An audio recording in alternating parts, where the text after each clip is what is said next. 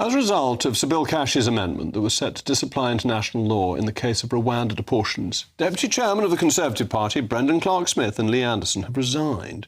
The government whips had informed all MPs on the payroll that if they voted for Sir Bill's amendment, they would lose their jobs. I was the teller for the ayes in support of Bill's amendment this evening. The emphasis will now turn to the vote tomorrow on the bill itself, its third reading vote.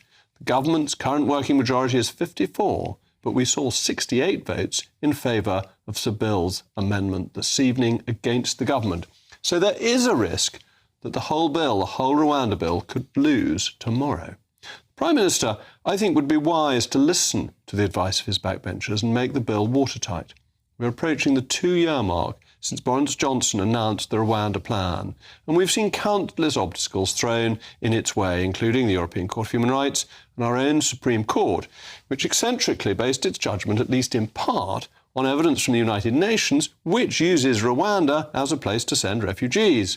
Anyway, the government itself ought not to become an obstacle to its own planned success, because the British public's patience is wearing thin. We cannot have another bill that doesn't actually work. This time, it must succeed.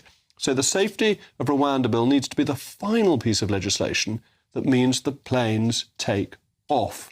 And as we discussed yesterday, 9 out of 10, 90% of constituencies want to see immigration reduced.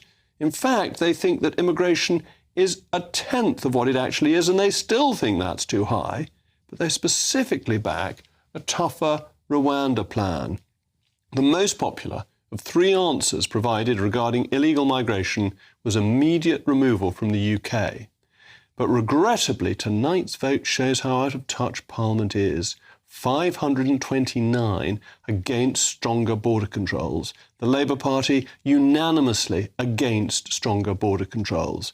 Only the Tory rebels and the DUP want proper controls immune from foreign courts. If the Tory party followed the rebels, it would begin to restore its popularity by being conservative.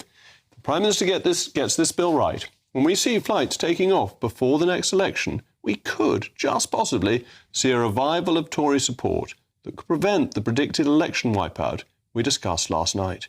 It would show a government that listens to and shares the concerns of the British people, particularly on this issue, because I do feel that the politicians are so out of touch with the British electorate.